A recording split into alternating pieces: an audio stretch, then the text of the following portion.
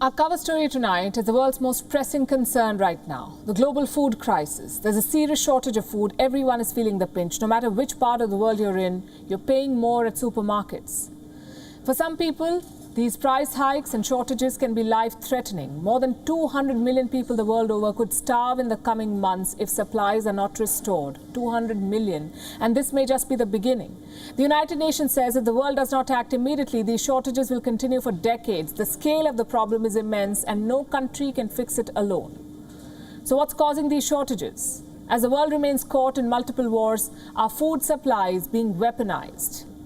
Is someone holding the world hostage by hoarding grains? The United States is pointing fingers at Russia. The Americans are blaming Vladimir Putin for the shortages. They say the Russian invasion of Ukraine has disrupted food supply chains. And now Russia wants to starve the world to win the war. Listen to what the U.S. Secretary of State Antony Blinken said. The consequences of these actions have been devastating.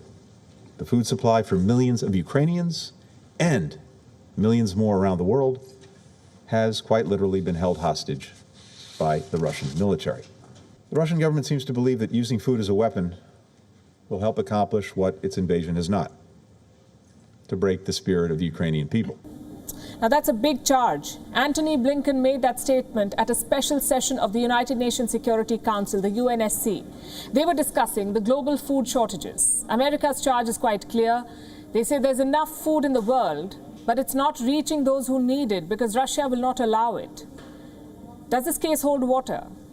Is Russia indeed using food as a weapon? Who is hoarding the world's food? On Gravitas tonight, that's what we'll discuss.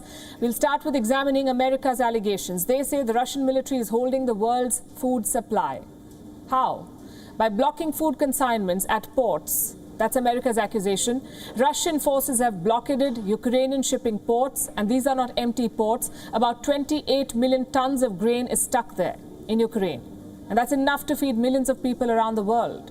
Ukraine grows enough food to feed 400 million people every year. With Russia, it supplies 30% of the world's wheat.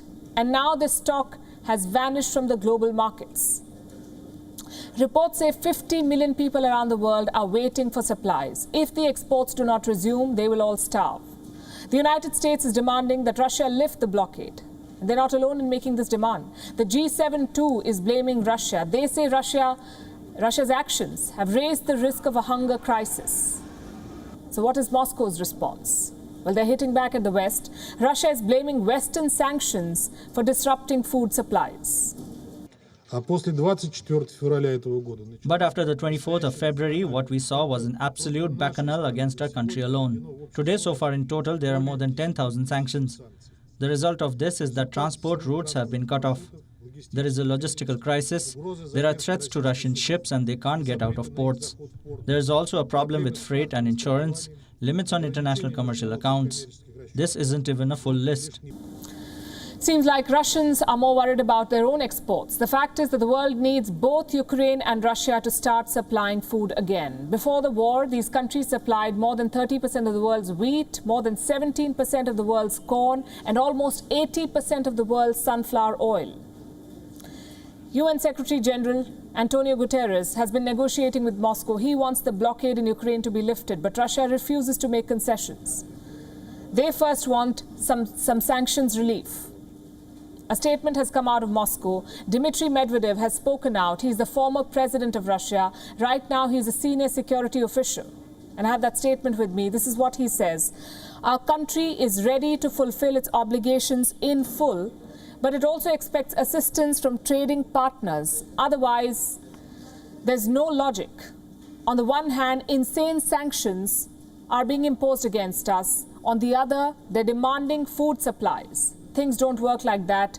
We are not idiots. That's what he says. We are not idiots. So neither side is prepared to relent. And this standoff puts millions of lives at risk. What happens when shortages become worse? There'll be hoarding of grains, especially in the rich countries. Yesterday, India too spoke out at the United Nations. It warned against the hoarding of food grains. And this is what India said, and I'm quoting again. We have already seen to our great cost how these principles were disregarded in the case of COVID-19 vaccines. Open markets must not become an argument to perpetuate inequity and promote discrimination. A fractured global order will make the food crisis worse. Food is not a weapon. Food should not be a weapon. It's a victim of the war in Ukraine, and it's now being used to score political points. WION is now available in your country. Download the app now and get all the news on the move.